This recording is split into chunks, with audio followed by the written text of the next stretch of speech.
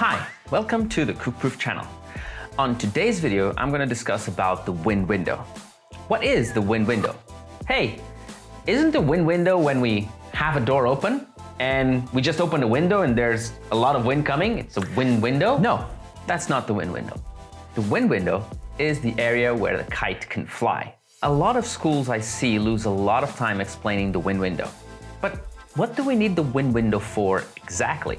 Let's see if you understand the wind window, because a lot of people think they do, but they're not really understanding what's the importance of the wind window and why do we need to understand it. For a beginner, it's not really that important, but I'll explain in a bit. Imagine those big kite loops, where after the kite loop, you see the riders doing another loop above them, making the kite rotate behind.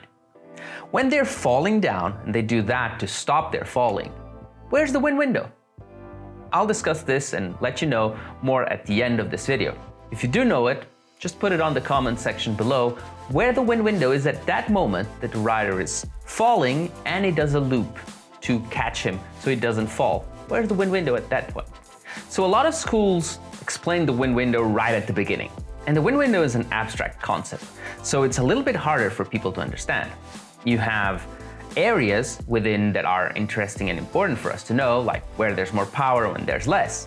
But think, for instance, if you give a kite to a small little kid, don't explain him the wind window. Can he fly the kite? Of course he can. We all did when we were kids, at least I did. Nobody explained me the wind window, and I quickly understood where the power was and where it wasn't. For older people, it's the same thing. Just give them a small kite, let them fly around, as it's the first thing people want, is to just grab a kite and pilot it, to just feel how it works.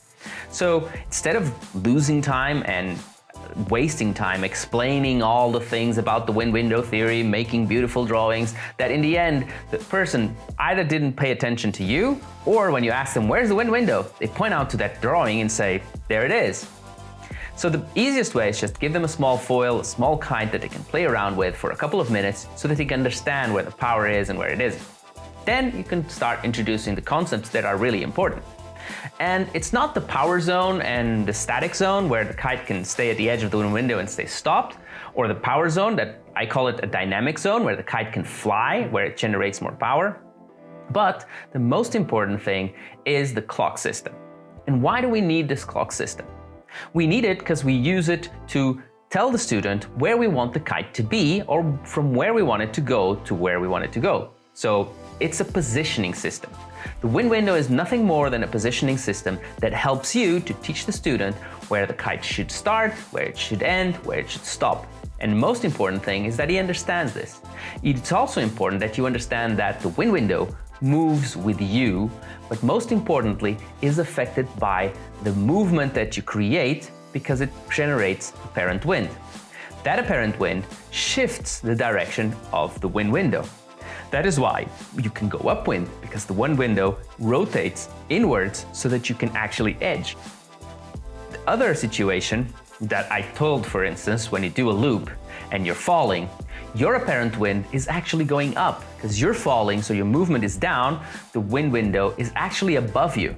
That's why the riders do a loop behind them to catch them up, because that's where the power is. Power is at that moment above them.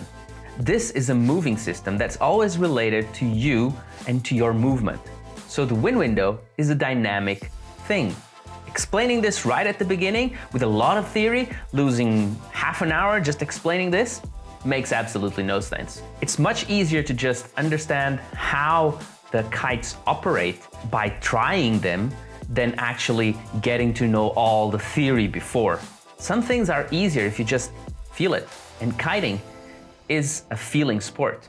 I hope you understand a little bit more about the wind window, and it helps you on progressing as a student and also understanding how the kite flies. Once you get better and you want to do tricks, you kind of need to understand where the power is. That's why it's important to understand where did the wind window move in a certain moment. And this is where you're more advanced. As in the beginning, everything's too much new, so it's much better you just experience things and kind of understand where you're going to get more pull and where you're going to get less. So make it simple, let the student try it, and then he will much easily understand the concepts. Use the clock system so that you can understand where you want him to put the kite. Hope this was helpful and it can help you teach easierly and progress faster with your student, making the lesson safer and more fun. If you like these videos, click the subscribe button, leave me a comment on the comment section below, activate the bell to receive notifications, and I'll see you on the next video.